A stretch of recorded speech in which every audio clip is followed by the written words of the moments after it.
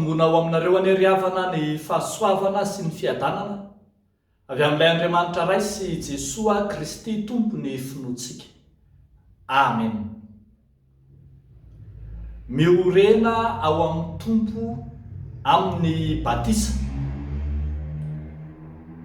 Miorena ao amin'ny tompo amin'ny batisa.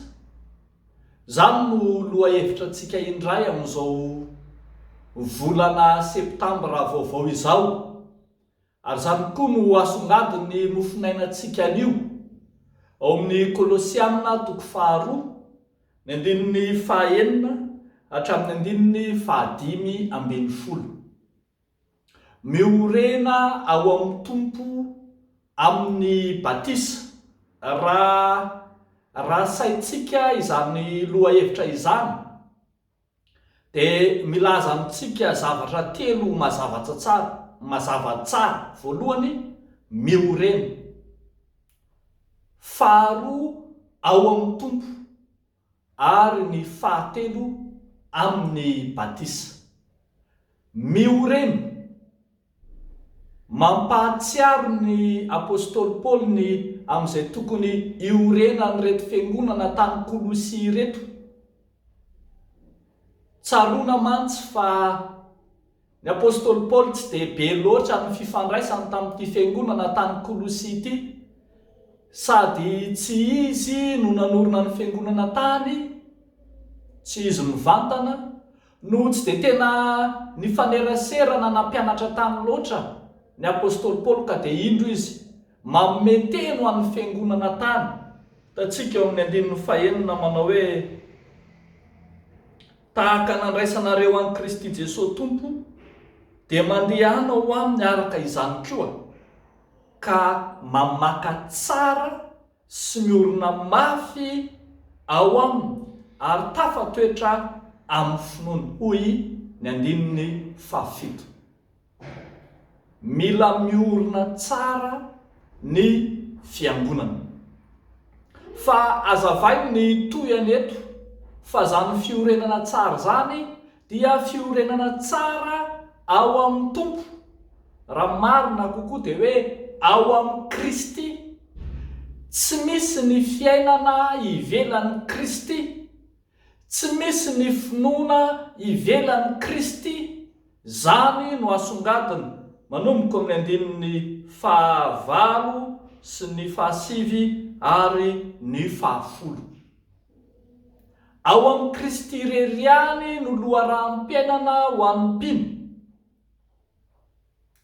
Nisy fotoana mantsy somary niozongozona ny finoana noho ny amin'ireo firehana samihafa izay nisy miazakazaka makany amin'ny fampianarana hafa na ny filozofia samihafa izay nisy, ary nisongadina tamin'izany mihitsy ny filozofia izay niorina tamin'ny fanantenana ny anjely na ny mamelanja sy manasongadina ny anjely, ary nisy mihitsy aza ny tempolon'ny arkanjely izay nisy tamin'izany.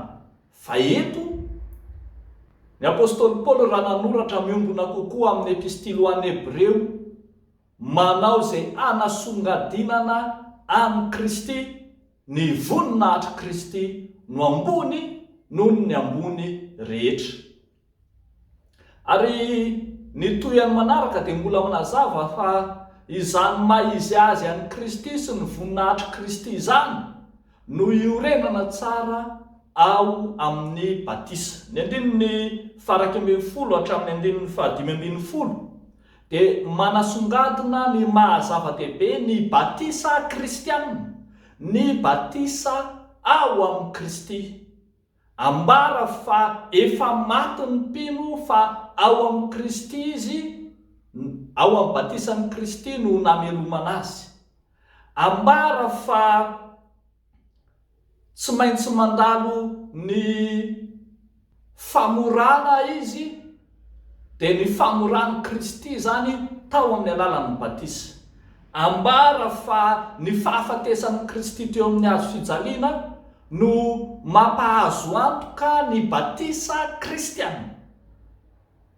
Arak'izany dia mitombona tsara mihitsy ny loha hevitra manao hoe miorena ao amin'ny tompo amin'ny batisa. Ivelan'ny batisa ny Kristy dia tsy batisa, ary izay rehetra efa natao batisa tamin'ny anaran'i Kristy dia efa vita batisa. Tsy misy intsony ny azo hanozongozona na ny lohanao na ny fieveranao na ny finoanao ka hitenenana manao hoe tsy batisa iny. Tsia, ny filazana fa tsy batisa ny batisa zay efa natao taminao dia midika zany fa maty foana Kristy teny amin'ny hazo fijaliana, dia midika zany fa tsy mba nitondra fahavelomana ho anao Kristy ka tena zava-doza ny tsy fanekena ny batisa izay nataony Kristy taminao. Miorena tsara ry havako, raiso, ekeo, inoy, aza misalasala intsony fa batisa kristianina, batisa tao amin'ny Kristy no efa natao anao. Tsy mila verina intsony zany, tsy mila miozongozona amin'izany intsony ianao. Miorena tsara fa batisa efa nanoloran'ny Kristy ny tena teo amin'ny hazo fijaliana, ny batisa izay natao taminao.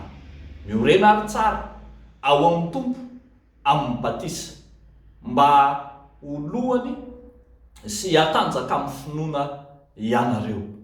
Dia ho an'Andriamanitra irery any ny voninahitra. Amen. Ivavaka isika ry havako.